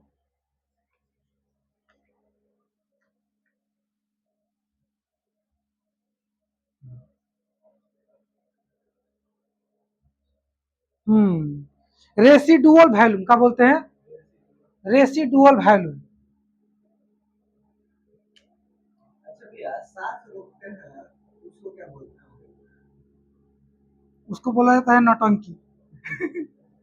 करा कहीं ऐसा क्या बोलते हैं? कुछ रोको तुम्हारा मन ना, मतलब उसका भी कैपेसिटी होता है। अच्छा ना, वो सब नहीं पढ़े साइंस में, इधर करा। हाय हाय, देखो वॉल्यूम याद रखना, ये टाइडल वॉल्यूम क्या होता है? टोटल वॉल्यूम, तुम कितना एयर भर सकते हो अपने अंदर, वो होता है टाइडल वॉल्यूम। आइए, रेसिडुअल वॉल्यूम ये होता है, DUL है, यू है, रेसिडुअल वैल्यू वो होता है कि तुम अपने लंग्स को कितना रख सकते हो, उससे कम में नहीं रख पाओगे, मर सकते हो तुम। उस मिनिमम एयर को, मतलब एयर रिलीज करने के बाद तुम्हारे लंग्स के अंदर कितना मिनिमम रिलीज, सॉरी, कितना मिनिमम एयर बच पा रहा है, उसी को बोलते हैं हम लोग रेसिडुअल वॉल्यूम। बोल तो कौन कौन वॉल्यूम पढ़ा है? और टाइडल वॉल्यूम का होता है टोटल कैपेसिटी, लंग्स का कितना कैपेसिटी है, और रेसिडुअल वॉल्यूम कितना लास्ट में बच जाता है रिलीज करने के बाद, एक्सहेल करने के बाद। इनहेल एक्सेल पड़े ना, इनहेल में लेना, एक्सेल में छोड़ना, ठीक है? अब डाउट पूछो। कभी कभी मेरे ही साथ होता है, किसी और के भी साथ होता है, हाँ कभी कभी लगता है ना सांस में अटक गया, सांस लीजिएगा ना तो लगता है कि एकदम दर्द करने लगता है, और छोड़िएगा तो दर्द भी, और थोड़ा देर सांस नहीं लीजिएगा ना तो ऑटोमेटिक ठीक हो जाएगा, ऐसा होता है। हाँ होता है, क्या होता है, क्या है यही सोच रहा काफी दिया मेरे को जो लगता है पूरा सांस ही नहीं, एकदम बहुत ज्यादा जोर से दर्द लगता है, हार्ट अटैक आ रहा है, एयर फंस आता है, ना ही ऊपर ही जाता है ना ही वो नीचे आता है, लेकिन लंग्स का होता है जल्दी या तो ऊपर जो या तो नीचे आ, बीच में कहीं मत रुक, तो हम बंद हो जाएंगे, हम बंद हो गए तुम बंद हो जाएगा, इस चक्कर में प्रेशर लग मारता है वो, और दर्द करता है, और कहाँ फंसता है मेन प्रॉब्लम भी है ना, कहाँ फंसता है। अगर तुम यहाँ देखो, एक तुमको पढ़ना है रेस्पिरेटरी पिगमेंट, यही बता देता हूँ समा, का पता छूट जाएगा, का पढ़ना है। हाँ बाबू, हिला दिए कैमरा में हो, रेस्पिरेटरी, रेस्पिरेटरी पिगमेंट, पहले बताओ तो पिगमेंट मतलब क्या होता है? रंग क्या होता है? रंग यानी कलर, तो तुम रेस्पिरेशन रंग कहाँ से आ गया, नहीं सोच रहे हो? ये कुछ करना मत, रेस्पिरेटरी क्या होता है? ऑर्गन, तो नहीं रेस्पिरेटरी पिगमेंट, लाइट, बैटरी ज्यादा खर्च कर देगा ना। रेस्पिरेटरी का हो गया बाबूआ पिगमेंट, ये होता है हीमोग्लोबिन, का होता है? ओम, स्पेलिंग का होता है पता है किसी को? साम बताएगी हीमोग्लोबिन का, सिर से बोलो, HEMO, हीमोग्लोबिन, ऐसे ना, अब देख लेना, देखो ध्यान से। तो हीमोग्लोबिन को हम लोग क्या कहते हैं, रेस्पिरेटरी पिगमेंट। कहा इसकी यही है हीमोग्लोबिन, जो आता है लंग्स के अंदर, आकर के ऑक्सीजन को लेके जाता है, और फिर उधर से आता है CO2 को लेकर के ये लंग्स में छोड़ देता है।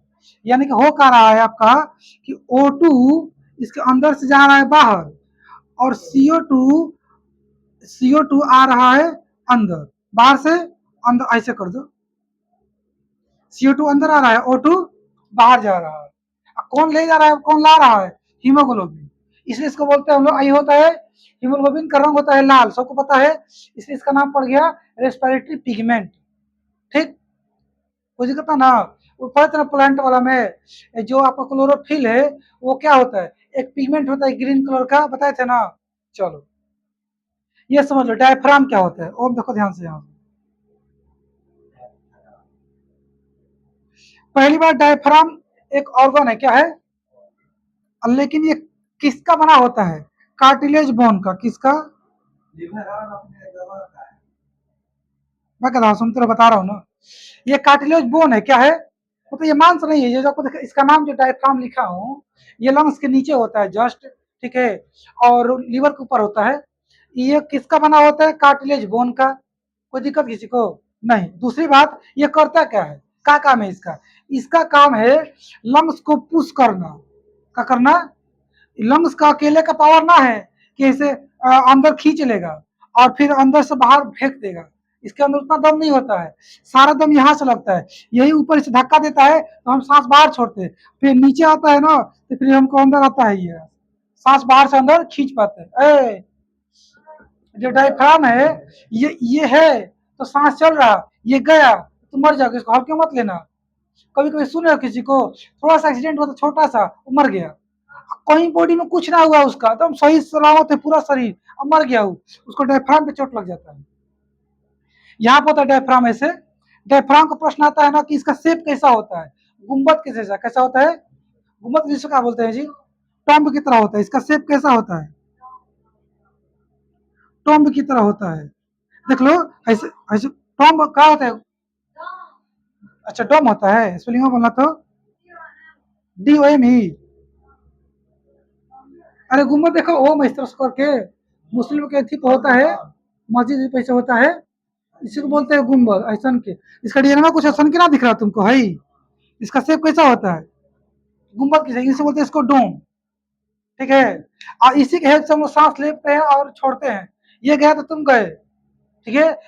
बहुत कमजोर होता है, काटे बोन होता है, टूटने में डर है, तुरंत टूट जाएगा, तुम क्या हो जाएंगे, मर सकते हो, सांस नहीं लेने चक्कर में मर जाओगे। और पोस्टमार्टम रिपोर्ट किया जाएगा तो रिपोर्ट में तो कहेगा कि दम घुटने के कारण दिस पर्सन इज डेड।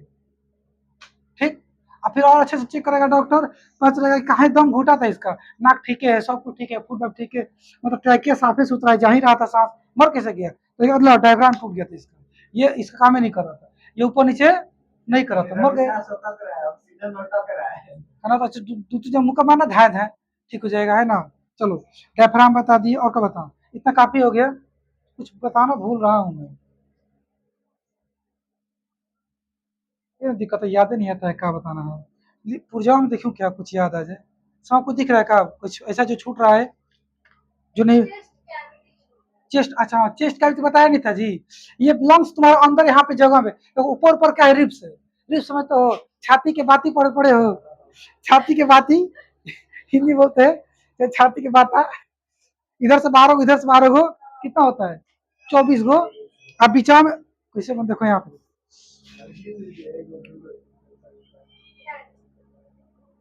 तो बिना बीचा में वैसे मोटा हड्डी होता है, ठीक है। यही से क्या होता है, ऐसे ऐसे 1 2 3 4 5 6 7 8, मान लो 12 हो गए, मान लेना है 12 गो है, मान लो, ठीक है, मान लो यहाँ से ऐसे ऐसे गया होगा 12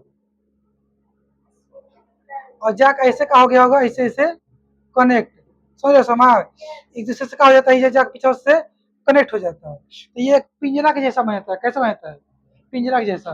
तो ये चूंकि इसका नाम है रीब, का नाम है रीब, अब पिंजरा को बोलते हैं केज, क्या बोलते हैं, इसको बोलते हैं रीब केज। तो आपका लंग्स कहाँ सिचुएटेड होता है, रीब केज के अंदर, रीब केज के अंदर।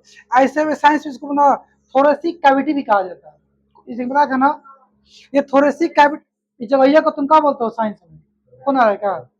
थोरेसिक कैविटी बोल सकते हो, चाहे रिब केज कह सकते हो। रिब केज वाला जो एरिया अंदर में खाली जगह, उसको बोलते हैं थोरेसिक कैविटी।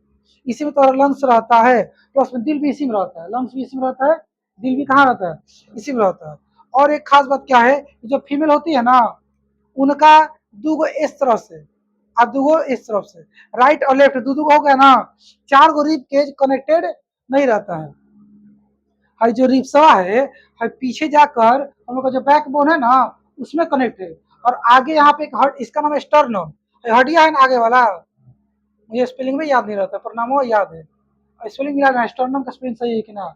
है जो हड्डी है ना यहाँ पे छातिया पे एकदम बीचा में, स्टर्नम, नम, स्टर्नम, स्टर्नम बोन होता है। और यहाँ से 12 को निकला होता है। अब पीछे से घूम के जाके अब तुम्हारा बैक बोन में, जिसको बोलते हैं वर्टिब्रल कोलम भी कहा जाता है, उसमें कनेक्टेड होता है। लेकिन 4 गो ऐसा रिब्स है, खासकर फीमेल में, मेल में नहीं, जो ये तुम्हारा स्टर्नम से तो कनेक्ट होता है, पर पीछे जा करके रिब्स के अंदर कनेक्ट ना होता है। तो उस चारों का स्पेशली नाम रखा गया है फ्लोटिंग रिब्स। तुम मत चेक, तुम्हारा जुड़ा हुआ है, तुम गूगल पे सर्च करना तो महिला लोग का दिखाएगा, उसमें रिब्स में दूगो इधर से दूगो इधर से छूटा होता है, वो जुड़ा नहीं रहता है, और यहाँ जुड़ा रहेगा। किसमें देख तक, इसका नाम क्या है, हड्डी का नाम क्या है, स्टर्नम में, स्टर्नम जुड़ा रहेगा पर बैकबोन में नहीं जुड़ा रहेगा। इसका नाम है फ्लोटिंग, FLOATI होता है। तैरना क्या होता है, फ्लोटिंग रिब कहते हैं इसको। क्या बोलते हैं, फ्लोटिंग, फ्लोटिंग गड़बड़ है क्या? कहा, अच्छा हाँ, इसकी रीजन कहानी क्या है? अरे ना इंसाफी ना रे ससुरा, सुन, यहाँ पे कोई भी बेवजह ना है, बताएंगे तुमको, तुम कहोगे का बताते रहते हैं। देखो ये चीजें देखो, फिलहाल यहाँ पे आएंगे वापस, ये चीज ध्यान से देखो तुम।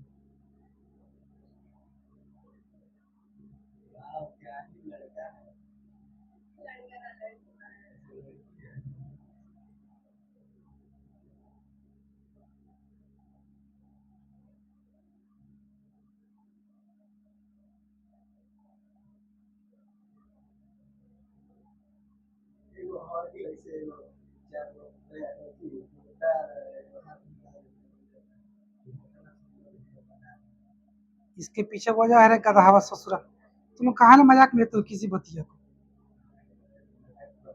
हम मजाक नहीं कर रहे ना, तुम मजाक कर रहे हो।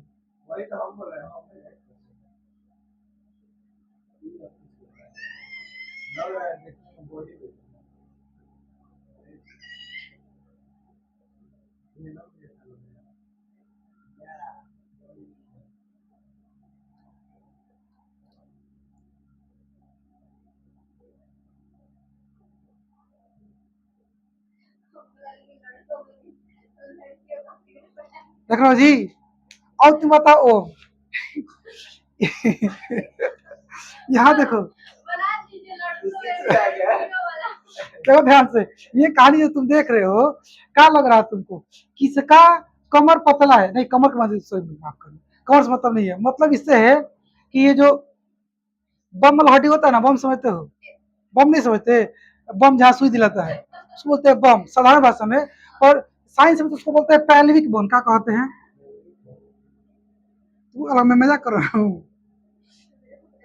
पैल्विक बोन कहते हैं। जो तुम्हारा बम पे है ना, यहाँ बम पे हड्डी है, उसको पैल्विक बोन कहा जाता है। तो बताओ, पैल्विक बोन किसका चौड़ा है, मेल का कि फीमेल का? और ससुरा देख कितना चौड़ा है, इसका सुकुड़ियाइल है, ठीक है, तो कहा सुंदर लगने के लिए? नहीं, इसके पीछे रीजन है। तुम कभी देखे होगे कि जब छोटे बच्चे होते हैं, 5-5 साल का बच्चा है, जो लड़की भी है 5 साल का लड़का, 5 साल की लड़की, दोनों का बॉडी शेप कैसा होता है, एक जैसा। लेकिन जैसे एडोलसेंस पार करते हैं, तब जाके महाराज ऐसे बनते हैं और महारानी ऐसे बनती है, उससे पहले तो नहीं बनती। पर ऐसा क्यों, क्या कहानी है, ये सब सीखें कहाँ पर, रिप्रोडक्शन में, नहीं तो टाइम वेस्ट हो जाएगा यहाँ पे। ठीक है, चलो, लेकिन थोड़ा सा यहाँ बता देता हूँ किसका, जब बात हो रही है रिप्स का, और बॉडी स्ट्रक्चर बारे में बात करेंगे इस उस वाले चैप्टर में, रिप्रोडक्शन चैप्टर में। मैं सोच रहा कि इसके मतलब है कि सुंदर रख लेंगे ना, सबके पीछे रीजन है, बहुत बड़ा बहुत खास रीजन है। चलो यहाँ पे आ जाओ। तो यहाँ पे चूंकि ये जो है ना, जो यहाँ पे जो एरिया है, इसी एरिया में क्या होता है ना कि जब कोई फीमेल प्रेग्नेंट होती है तो उसका जो बेबी ग्रो करता है, बड़ा होता है, तो यहीं पे फूलता है उसका, यहाँ से सब फूलना का होता है, चालू होता है, ये समझो। तो फूलता है तो कब बाहरी में ना फूलता है, पीछा में फूलता है उसका पेट में। देखना कभी आपके घर पे कोई लेडी होगी प्रेग्नेंट, कोई भी होगा, भाभी मम्मी जो भी कुछ होगा, ध्यान देखना कि आगे तो पेट निकलता है, कहाँ है, आगे निकलेगा, पूरा जगह खाली है, यहाँ पे कोई है दीवारें नहीं है, ना कोई हड्डी है, ना कोई है जो आगे जाने से रोके, तो पेट आगे ज्यादा निकल जाता है, और पीछे तो जाने का जगह ही नहीं है। तो फिर भी ये जो 4 गो रिसवा है, ये पीछे करेक्ट ना होता है, ताकि पीछे फूलेगा ना पेटवा, तो ताकि थोड़ी सा ये वाला ऐसे थोड़ा सा फैल जाए, ऐसे इस रिसवा का हो जाएगा, ऐसे फैल जाए।